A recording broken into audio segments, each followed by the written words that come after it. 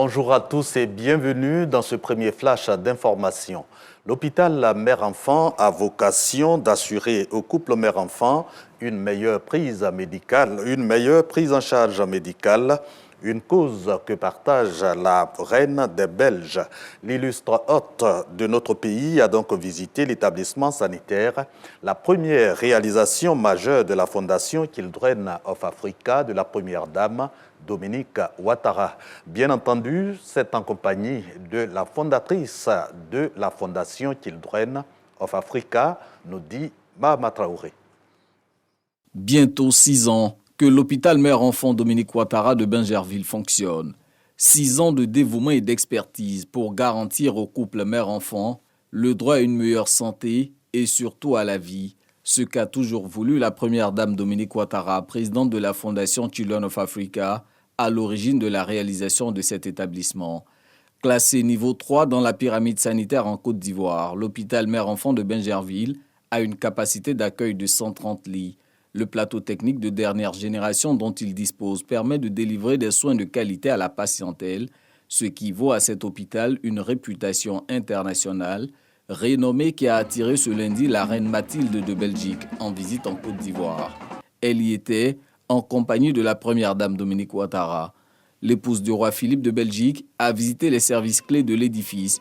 Des consultations pédiatriques, la délégation s'est arrêtée en néonatologie avant de découvrir l'aile dédiée à l'oncologie pédiatrique où sont pris en charge les enfants atteints de cancer.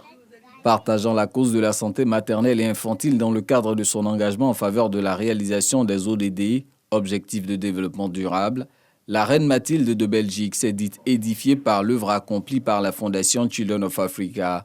Elle n'a pas manqué de féliciter et d'encourager Dominique Ouattara, l'initiatrice. L'hôpital mère-enfant de Bingerville poursuit son action. Avec les recettes engrangées lors du dernier dîner de gala de bienfaisance, la Fondation Children of Africa prévoit de bâtir une nouvelle aile dédiée à la prise en charge des enfants malades du cœur. Cette fois en images et à la fonction publique, salut aux couleurs. La ministre d'État, ministre de la fonction publique, veut par cet exercice de haute portée civique mobiliser les acteurs du service public autour des valeurs d'éthique et de déontologie. Ainsi, les fonctionnaires sont appelés au drapeau le premier lundi de chaque mois pour compter de ce 4 mars 2024. Restons en images, mais en économie, avec cette bonne nouvelle pour notre pays. La Côte d'Ivoire, désormais plus crédible, viable et attractive, c'est du reste le deuxième pays crédit d'Afrique après le Botswana qui affiche une capacité certaine à rembourser ses dettes.